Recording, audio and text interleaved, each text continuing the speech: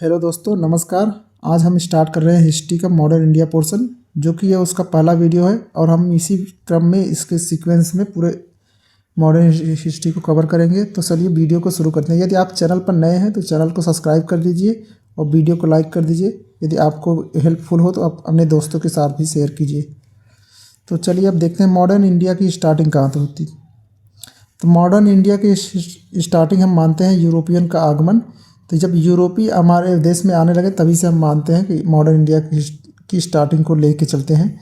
तो चलिए सबसे पहले इसमें देखेंगे हम यूरोपियन आगमन क्यों हुआ। तो यूरोपीय आगमन इसलिए हुआ क्योंकि यूरोप में 1500 ईस्वी के आसपास 1500 ईस्वी के आसपास क्या हुआ, वहाँ पे एग्रीकल्चर के में एडवांसमेंट हुआ। ये खेत जोतने के लिए प्लाऊ यूज करने लगे, जिससे इनके प्रोडक्शन बढ़े और ये एग्रीकल्चर एरिया को मतलब एक्सपेंसन किए। इनका एक्सपेंसन हुआ एग्रीकल्चर एरिया और प्लाऊ यूज करने लगे। और इसके साथ ही इनके यहाँ जब एग्रीकल्चर बढ़ा तो यहाँ मीट सप्लाई, मतलब ये जब एग्रीकल्चर बढ़ेगा उससे जुड़े हुए सोर्सेज बढ़ेंगे। जैसे बकरियाँ, मीट, जैसे बकरियाँ नहीं होती एग्जाम्पल के रूप में, तो मीट सप्लाई इनके यहाँ बढ़ी। तो मीट सप्लाई बढ़ी तो मीट सप्लाई से क्या हुआ कि मीट को पकाने के लिए, मतलब इससे खाने के लिए जो खाते हैं तो उनको पता ही होगा कि ये इसमें मसाले का उपयोग होता है। तो मसाले का क्या हुआ, मसाले की मतलब क्वांटिटी बढ़ी मसाले की।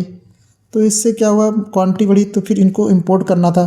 तो यही इंपोर्ट के लिए ही ये सी रूट डिस्कवरी हुआ। और इंपोर्ट क्यों, मतलब पहले भी तो होता है इंपोर्ट, पर रीज़न क्या था, ये पहले इंपोर्ट करते थे इंडिया से ही मसाले, जैसे यूरोप में जाते थे।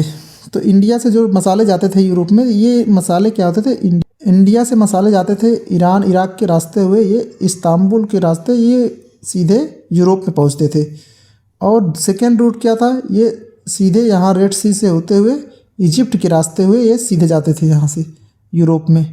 तो उसमें क्या हुआ, 1500 नहीं, पहले 707 सेंचुरी बीच रोमन एम्पायर का डिक्लाइन शुरू हो गया।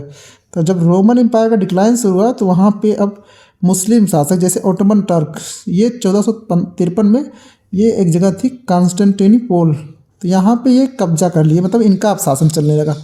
तब जब यहाँ पे इनका शासन चलने लगा तो अब ये क्या किए, ये जो बीच बीच में अलग अलग ट्रेडर्स मिल रहे थे, तो ये यहाँ से इम्पोर्ट होने वाला मसाला या कोई भी स्टोन हो गया ये। तो जैसे मसालों में क्या था, सबसे फेमस था ये काली मिर्च, जिसको हम बोलते हैं ब्लैक गोल्ड। उस समय इसको ब्लैक गोल्ड के नाम से भी जाना जाता था। काली मिर्च हो गया, ये पेपर हो गया, काली मिर्च पेपर, ये दालचीनी हो गया, इलायची, लौंग, तो ये सब बहुत, और कॉटन वूल सिल्क, ये सब भी इंपोर्ट होता था। तो ये सब बहुत इम्पोर्टेंट था। तो क्या हुआ, जब ये मुस्लिम रूलर्स यहाँ पर कॉन्स्टेंटिनोपल पे मतलब कब्जा कर लिए, तो ये यहाँ से जो सामान जाता था ये इसको कंट्रोल करते थे, इस पर टैक्सेस बढ़ा देते थे इससे, मतलब तो ये यहाँ पहुँचते पहुँचते इसके प्राइस में बहुत ज़्यादा हाइक हो जाती थी। तो इससे क्या हुआ, यूरोप वाले मतलब यूरोपी जो थे इनकी सप्लाई कम हो गई। तो अब क्या हुआ, इनके यहाँ एग्रीकल्चर की वजह से मतलब इसमें मीट सप्लाई बढ़ी थी। तो इसको मीट को मतलब ज़्यादा दिन तक रखने के लिए इसको मतलब इनको मसाले की ज़रूरत थी, मतलब क्योंकि ये प्रिजर्वेटिव के तौर पे भी काम करते हैं मसाले। तो ये इसकी डिमांड बढ़ी थी। पर वहाँ क्या था, इनको ये रूलर्स मतलब ज़्यादा पैसे लेते थे। अब दूसरा तो ये मसाले की, अब हम लाइफ स्टाइल जब यहाँ पे डेवलपमेंट शुरू हुआ तो लाइफ स्टाइल में भी चेंजिंग आया। तो इससे क्या हुआ, ये होते जो स्टोन हमारे यहाँ, ये जो आप लोग देखते होंगे, तो ये स्टोन की डिमांड बढ़ी। तो इससे भी ये इसको भी कंट्रोल, तो जितने भी सामान पहले जाते थे यूरोप में सब इसी के रास्ते जाते थे, एक रेड सी और एक ईरान इराक के रास्ते। तो ये लोग मतलब लाइफ स्टाइल बढ़ी। अब आगे बात करते हैं शिप की। तो इनके पास शिप में एडवांसमेंट आया, जैसे नेविगेशन सिस्टम के ये लोग बढ़ाए अपने, मतलब उसमें भी कुछ एडवांसमेंट लाए। उसके बाद शिप बिल्डिंग में बड़ी बड़ी शिपें बनाने लगे। तो ये इससे क्या हुआ, ये लोग उत्साहित होते थे नई जगह की खोज में। तो ये यात्राओं पर निकलते थे यूरोपी। तो इसी क्रम में इनका पहला आता है सी रूट डिस्कवरी। ये मतलब सोचते हैं इंडिया तक पहले हम डायरेक्ट मसालों के लिए मतलब कहाँ कैसे पहुँचे।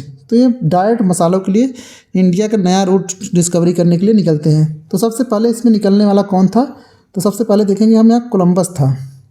तो कोलंबस क्या है 3 अगस्त 1492 को इंडिया की खोज के लिए निकलता है, पर बेचारा पता नहीं था उसको इंडिया की खोज करने के बजाय कहाँ पहुँच जाए। तो 3 अगस्त से निकलता है जब, तो अफ्रीका के पश्चिमी मतलब वेस्ट कोस्ट से ये सीधे वहाँ से रास्ते मतलब इसके चेंज हो जाता है, तो ये सीधा वेस्ट की ओर जाने लगता है और पहुँचता है बहामास, ये जो कि यूएसए का एक आइलैंड है, तो वहाँ पे पहुँचता है। तो ये खाली आइलैंड देखता है तो उसको लगता है कि हम इंडिया पहुँच गए, तो इसलिए इसको इंडिया नाम देता है, पर वो इंडिया नहीं होता, ये यूएसए होता है। तो ये उसके बाद यहाँ से फिर ये 12 अक्टूबर 1492 पहुँच जाता है, तो ये यूएसए की खोज करता है, इसलिए कोलंबस को यूएसए की डिस्कवरी के लिए जाना जाता है, डिस्कवरी ऑफ यूएसए। तो ये कोलंबस हो गया। तब हम आगे देखेंगे अब इंडिया की खोज कौन करेगा। तो इंडिया की खोज करने से पहले भी ये 1488 में बार्थोलोमेव डियास मतलब बार्थोलोम्यू डियास ये नाम का ये भी एक नाविक था, मतलब ये भी यात्राओं के लिए मतलब खोजने के लिए निकला। तो ये यहाँ से चलता है यूरोप से, तो यूरोप से जब चलता है ये तो वेस्ट कोस्ट पकड़े हुए ये भटकता नहीं है, सीधा ये जाता हुआ तो ये आगे जाके यहाँ तक पहुँचता है। तो ये स्थान आपको पता होगा, ये है केव ऑफ गुड होप। तो यहाँ तक पहुँचता है, उसके बाद ये यहीं से वापस चला जाता है क्योंकि ये आगे नहीं जाता। तो ये जब जाता है यहाँ बताता है कि इंडिया के लिए मतलब पॉसिबिलिटी बताता है कि आगे ये ईस्ट में रास्ता है। तो ये यहाँ से जब लौट जाता है तो इसके बाद अब रोल आता है पुर्तगाल के किंग के। उस समय पुर्तगाल के किंग थे प्रिंस हेनरी। तो ये क्या करते हैं, उस समय इनको नेविगेटर के नाम से भी जाना जाता था, क्योंकि ये रिसर्च मतलब ये सिर्फ मतलब अलग अलग भेजने में मतलब होती है ना एक गवर्नमेंट की पॉलिसी की, इनको नेविगेटर इसीलिए बोला कि ये ज़्यादा खर्च उस पर कर रहे थे नेविगेशन पे। तो इससे क्या हुआ, तो ये वास्को डी गामा को भेजते हैं इंडिया की खोज के लिए। तो वास्को डी गामा निकलता है कब, वास्को डी गामा 8 जुलाई को लिस्बन से निकलते हैं। उसके बाद 20 मई 1498 को ये इंडिया पहुंचते हैं। तो ये यहाँ से निकलते हैं जब, तो ये भी वही सेम रास्ते से निकलते हैं। तो यूरोप से, तो ये यूरोप में, तो ये पुर्तगाल से निकलता है, तो ये पुर्तगाली था, तो ये वास्को डी गामा पुर्तगाली था। तो ये यहाँ के घुड़ुप से यहाँ पहुँचता, तो इनको अरब ट्रेडर्स के द्वारा जो अरब ट्रेडर्स थे, तो ये यहाँ तक ट्रेडिंग करते थे। तो यहाँ से इनको मदद लेके यहाँ अरब सागर तक पहुँचते हैं। फिर यहाँ से इनको एक गुजराती नाविक मिलता है जिसका नाम होता है अब्दुल मजीद। तो अब्दुल मजीद क्या करता है, इनको यहाँ से ले जाके यहाँ केरला के तट तक इनको पहुंचाता है। तो उस नाविक की सहायता से ये केरला कोच्चिन मतलब कोझिकोड में जो पड़ता है कोच्चिन नहीं कालीकट पे पहुंचते हैं। तो यहाँ ये पहुंचने के बाद ये इंडिया पहुंचते हैं। तो इनको यहाँ पे पहली बार पहुंचे, तो इसकी वजह से यहाँ पे इनके उस समय वहाँ का रूलर क्या था, वहाँ कौन रूल करता था, जमोरिन। तो जमोरिन वहाँ का शासक था कालीकट का। तो यहाँ ये इनका वेलकम करता है। तो वेलकम करता है तो फिर ये वहाँ से मतलब ये क्या वास्को डी गामा परमिशन मिल जाती है इनको, पर इनको परमिशन आसानी से नहीं मिलती क्योंकि वहाँ उस समय अरब ट्रेडर्स भी रहते हैं। और तो इसकी वजह से इनको वहाँ कुछ मतलब मेहनत करने के बाद इनको परमिशन मिलती है। तो अब यहाँ ये 1 साल रहता है।